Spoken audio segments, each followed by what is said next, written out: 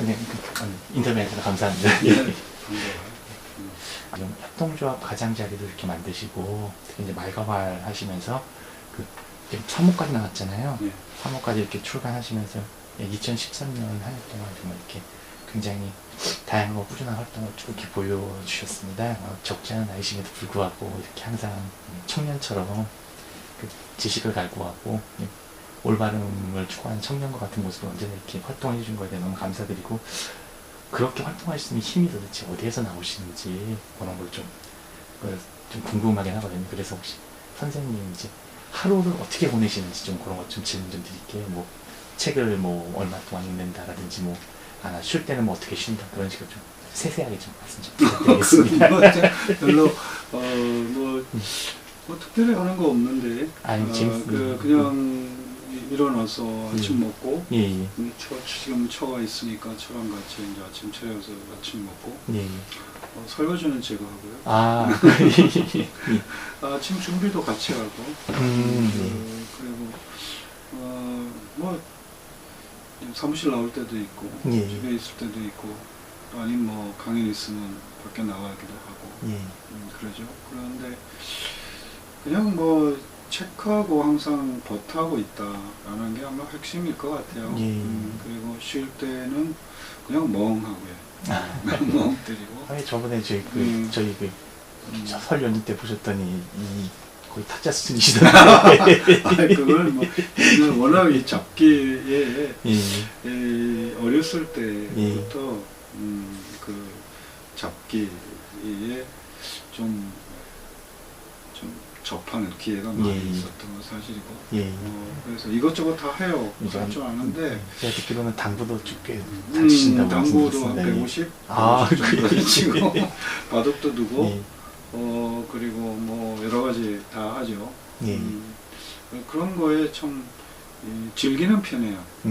즐기는 편인데 워낙 이제 파리에 있을 때는 뭐 그런 기회도 없었고 교육관 데에서도 사람이 모여야 되니까 사람들 그러니까 그런 기회도 없었고 귀국해서 뭐 있다 보면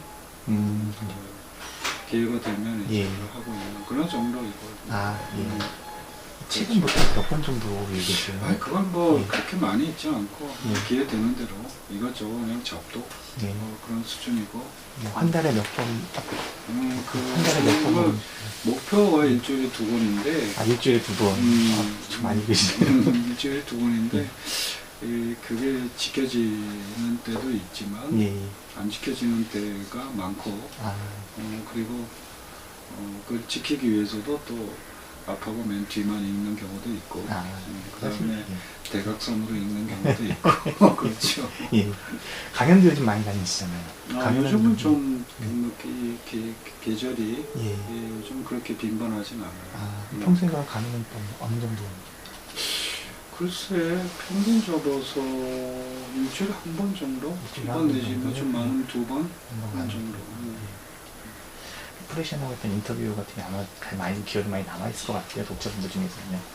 그때 이제 말씀하셨을 때 이제 특히 이제 한국 사회에 대해서 이런 여러 가지 문제의식 같은 거 많이 보여주셨잖아요. 지금도 이제 뭐 말가말이라든지 또 강연이나 그런 다양한 경로를 통해 가지고 한국 사회에 대한 여러 가지 문제의식들을 많이 보여주셨는데 특히 선생님이 요즘 생각하시는 이 한국 사회의 가장 큰 문제가 무엇일까 뭐 그런 것들 너무 많죠. 너무 많고 그걸 뭐 한마디로 하기는 참 어려운데 우선 뭐 다른 것보다도 지나친 물신주의, 그래서 인간성이 많이 훼손되고 또 축소되고 황폐화되고 있는 이런 점을 이제 좀 얘기할 수밖에 없을 것 같고 그런 것 때문에 어떤 그 상품이라든지 자본이 부추기는 욕망에 자발적으로 복종하는 이런 것에 의하여 어떤 그 인간다움을 찾으려는 모든 운동의 기반 자체가 아주 취약해지고 있는 이런 상황 그런 것이 이제 흔히 뭐 신자유주의라는 그런 체제, 신자유주의적 자본주의라는 이런 이 체제 안에서 어떤 인간 관계의 맺음이나 이런 것도 그 높은 차원의 그런 것이 이루어지지 않고 순전히 수치에 의해서만 이루어지는 그런 것이라든지 그런 점이 이제 인간성의 어떤 실추, 관계 맺음의 어떤 그런 어떤 조악함, 이런 것, 그러니까 존재와 관계가 다 비인간화되고 그런 것이 아마 상대적으로 다른 나라에 비해서 더 심하지 않은가.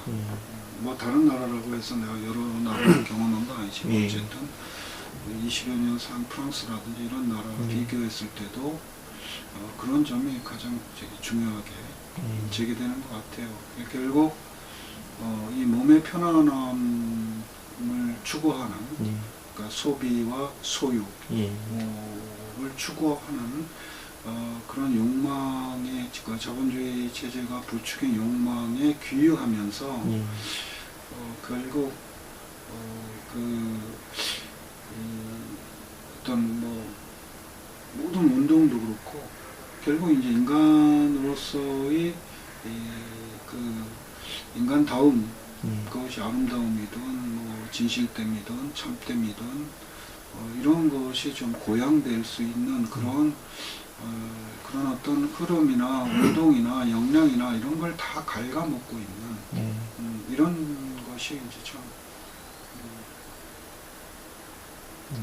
그런 문제가 심각하지 않나 하고 있어요. 예전에 저희 진보신당에서 당대표 하셨을 때도 그렇고, 특히 이제 그때 이제 가장자리 만드시면서 했던 인터뷰에서도 특히 이제 그 배제에 대한 문제들을 많이 말씀해 주셨거든요. 그거에 대해서 좀 더 자세하게 좀 한번 설명 좀 해주신다면. 그러니까 이제 이거는 지금 말씀드린 거하고 관련이 없지 않은데, 결국 이 자본주의 체제가 위기가 되면서 그 자본의 위기를 항상 노동의 위기로 전가하잖아요. 그렇죠. 그런데 그것이 특히 이제 그 IMF 위기와 함께 아주 노골적으로 보여준 것이 노동의 위기, 노동에 전가하면서 노동을 이제 분할, 그리고 그 절반 이상을 이제 배제하는 쪽으로 가게 되는 거죠. 그것이 이제 비정규직화 또는 불안정 노동이라고 부르는, 그래서 자본과 권력에 의하여 노동의 절반 이상이 배제되고 있는데, 또 하나의 상황은 뭐냐 하면 이것이 포함된 자들에 의해서 또다시 배제되는, 그러니까 신용만 할 뿐이고 비정규직 철폐라든지 이런 말은 하지만 실제에 있어서는 그 배제의 그 배제가 자신의 어떤 그러한 조건을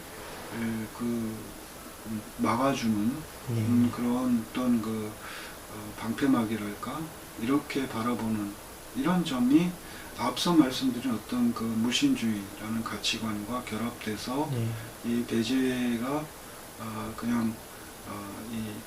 아주 그냥 강하게 자리 잡히게 되는 이런 모습이라는 거죠.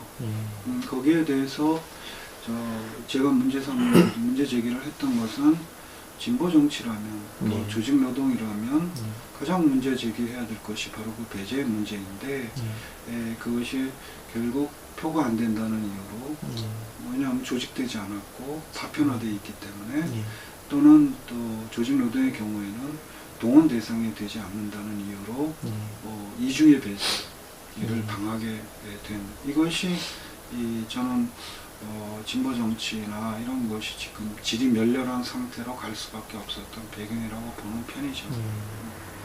말씀하신 것처럼 지금 이제 그런 배제의 문제 얘기하시면서 현재 사실은 이와 같은 말씀 무신주의에 찌드는 사회인데, 그런 것들을 돌파하기 위한 어떠한 비전들을 제시하고 실행하기 위한 실행력을 확보해야 될, 사실 진보 정치가 특히 지금은 너무 많이 굉장히 축소되고 서로 존재의 가치조차도 의심받는 상황이 지금 돼버린 거잖아요. 그래서 이제 그런 것들이 많이 지적되고 있는데, 그런 이유가, 그렇게 진보 정치 그렇게 같은 이유가 뭐라고 생각하시나요? 또는 또 이제 좀 어떤 형태로든지 극복할 수 있는 방안이 있다 그러면 어떻게 생각하시나요? 가치관 투쟁에서 실패했다고 보는 거죠. 가치관 투쟁에서 패배한, 그리고 가치관 투쟁에 패배했다기보다는 가치관의 투쟁을 아예 시도도 하지 않은 그런 시도 자체가 없었던 이런 것이라고 보죠. 그러니까 이 소비 소유로서 존재의 가치가 규정되는 이러한 가치관에 그야말로 전복적으로 그 가치관에 문제 삼아야 됐었는데 전혀 그렇지 않았던 전복적이지 못했죠. 그렇지 못했던 것이 이제 핵심이라고 좀 봐요. 그러니까 결국 경제주의를 경제주의로 맞서려고 했던 이런 부분들이죠. 그리고 결국 문화혁명이 필요한 것인데 그 점에서 어떤 지금 그 욕망을 매개로 한 그런 제반 모든 그 문화적 현상에 대한 탐색이라든지 또 이 자본주의 사회가 거기서 어떤 새로운 삶의 존재들을 재구성할 수 있는지 이 자본주의에 맞설 수 있는 그런 정치뿐만 아니라 어떤 구체적인 삶의 모습 또 그런 삶을 바탕으로 어떤 공동체적인 가치 이런 것을 모색하고 실천해 나가는 이런 것이 이제 바로 민중의 집이라든지 이런 것을 모색하는 배경이잖아요. 그런데 그런 것에 저는 등한히 해왔고 어쩌면 좀 관심도 없었고 그렇게 생각이 드네요. 그 말씀하신 것처럼 이제 뭐 민중의 집그런 활동 같은 것도 말씀해 주셨는데 지금 현재 마포도 지금 이제 공동대표 하고 계시죠? 마포 아직도인가 모르겠네. 아마 하고 계시죠. 물러나기로 했는데. 마포에서도 아무튼 간에 마포 민중의 집도 하니까 굉장히 처음부터 많이 오래 관여하셔가지고 일만 해주신 게 있었고 또 지금 저희 중랑에서도 이제 공동대표 해주시고 계시고 그것 말고도 계속 나오고 있지만 지금 이번에 협동조합 가장자리도 2013년 4월에 또 처음 만드시고 또 이제 그 가장자리를 통해서 이제 생각을 또 모으고 계시고 생각 사회를 또 모으고 계시고 그런 모인 생각을 말과 활이나 매체를 통해서 전파하시고 뭐 이런 여러 가지 이제 현실로 좀 나가서 활동을 좀 하고 계신 거잖아요. 실제로 말씀하신 것처럼 직접 만나서 얘기하고 그분 사람들과 소통하기 위한 노력들을 많이 하시고 특히 최근에 이제 그런 면에서 이제 강의들 뭐 찾아가는 강의라든지 길거리 강의 그런 것도 굉장히 많이 하신 걸로 알고 있거든요. 그렇게 이제 찾아다니시면서 이제 직접 전파하고 계신데 이렇게 이제 직접 현장에서 만나보고 계시는 분들의 반응이 좀 어떠세요? 그런 얘기 들고 나서요? 그게 이제 저는 이제 말하자면 장소를 찾아가고 이제 공간을 형성해야 된다는 이제 이런 생각이 이제 바탕에 있는 거죠. 이 삶을 비자본주의적 삶의 공간, 놀이의 공간, 문화의 공간이 필요하다는 것이 이제 가장 중요하게 우리가 민중의 집에 대한 얘기를 하는 배경이잖아요. 그런 모색은 모색대로 실천대로 하면서 제가 주로 강연이나 이런 자리에서 얘기하는 것은 생각의 형성에 대한 얘기를 주로 하죠. 조금은 이제 지금까지 어떤 인문학에 대한 요구가 많이 있으니까 그 중에서 이제 제가 가장 중요하게 생각하는 것은 당연히 인문학이라는 것이 소유의 대상이 아니고 자기 삶을 성찰하기 위한 것이라고 한다면 제일 중요한 게 이제 생각에 대해서 묻는 이런 것이라고 보고 그것을 통하여 자기 삶을 재구성하거나 지금까지 살아왔던 이 자본주의 체제가 요구하는 그런 삶에 대하여 순응해왔던 자신을 되돌아보고 가능하면 궤도 이탈도 할 수 있었으면 하는 그런 것이 이제 기본적인 바람이에요. 그런 만남이나 이런 자리에서 하는 것이 저는 이를테면 우리가 모여서 뭘 어떻게 바꿔야 된다 이런 얘기보다는 우리 삶 자체의 궤도를 수정하거나 아니면 가능하면 궤도 이탈하고 그 이탈한 사람들이 새로운 공동체를 형성할 수 있고 그런 어떤 토대가 민중의 집 같은 이런 공간이 되어야 된다고 보는 거죠. 물론 갈 길이 멀죠. 그런데 그럼에도 불구하고 시도해야 할 것이고 그러자면 제일 먼저 해야 할 것이 뭐냐면 바로 그런 어떤 생각에 대한 가치관에 대한 이런 것들을 한번 되돌아보는 이런 것이 필요하다고 생각하는 겁니다. 그렇게 강연하시는 거 뭐 현장에서는 어떠세요? 많이 들으시는 분들 반응은 어떤 것 같으세요? 네, 그게 뭐 어떤 성찰의 계기가 되는 것은 사실이고, 그런데 이제 그것이 구체적으로 삶을 어떤 그 변곡점을 일으킨다는 것은 그렇게 쉬운 문제는 아니잖아요.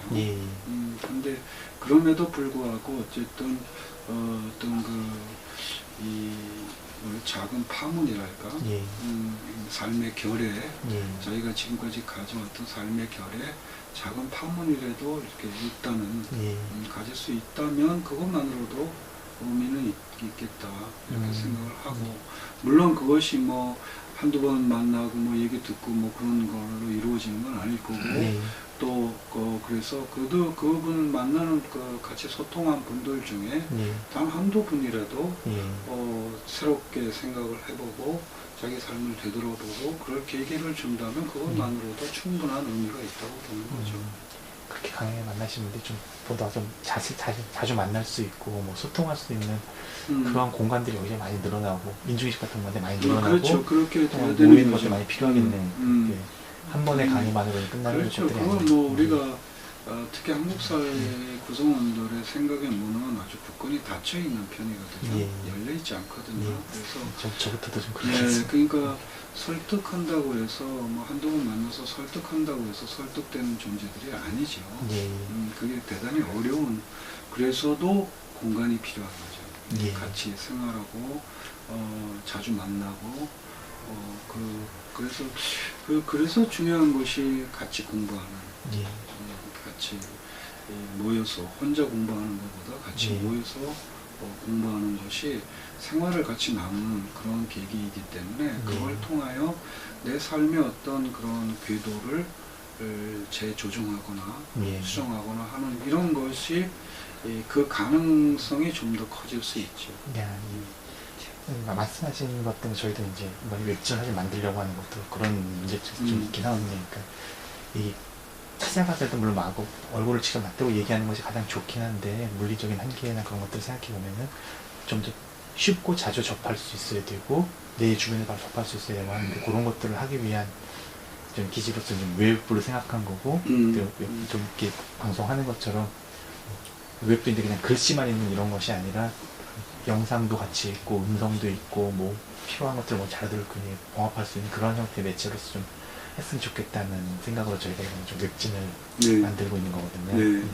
자, 그래서 마지막으로 저희가 이번에 이제 그와 같은 문제의식과 목적을 가지고 웹진을 만들고 있는데 저희 웹진 앞으로 어떻게 하면 좀 잘 할 수 있을 건지 뭐 좋은 말씀이라든지 뭐 격려 말씀이라든지 이런 것들을 했으면 좋겠다, 당부 말씀이라든지 그런 것 부탁드리겠습니다. 뭐 다른 것보다도 이 참여하는 분들의 어떤 주체화, 이것이 중요하다고 보죠. 대상화되는 것이 아니라 그래서 좀 더 폭넓게 사람들이 참여할 수 있게 하고 그리고 스스로 주체라는 인식을 할 수 있게끔 하는 대상이 아니고 주체라는 주체가 되어야 되고 그럴 수 있는 어떤 그런 기지 이런 것으로 입진이 자리매김됐으면 좋겠다는 거죠. 앞으로 잘 될 거예요. 많이 도와주실 거죠? 힘이 있어야지. 아유, 열심히 앞으로 또 웹진 하면서 아마 이런 부탁도 많이 드리게 될 것 같아요. 저희도 이제 웹을 만들겠다고 얘기는 했지만은 사실 저희가 갖고 있는 뭐 사상적이나 그런 것들 한계 같은 게 있을 수밖에 없으니까 글이나 많은 분들 많이 이렇게 부탁드리고 이런 얘기를 좀 해주시고 이런 사안에 대해서 말씀 좀 해주십시오. 그런 부탁들이 많이 올 것 같은데 앞으로 그런 얘기를 제가 그런 좀 많이 귀찮게 해드릴 것 같습니다. 마지막으로 살짝 부담을 할 수 있는 일이 뭐가 있을지 모르겠지만 마지막으로 살짝 부담드리자면 그래도 저희도 공동대표이시잖아요. 공동대표님으로서의 물러날 준비를 해야지. 역할을 좀 해주시기를 좀 마지막으로 부탁드리면서 저희도 준비를 해야죠. 저희도 또 열심히 해가지고 선생님이 진짜 마음껏 흔쾌하게 여기 한다 그러면은 당연히 도와줘야죠. 흔쾌하게 도와드릴 수 있는 그런 멋진 공간, 멋진 웹진 되도록 노력하겠습니다. 오늘 인터뷰 해주셔서 감사드리고 다음에 찾아뵙겠습니다. 수고하셨습니다. 감사합니다.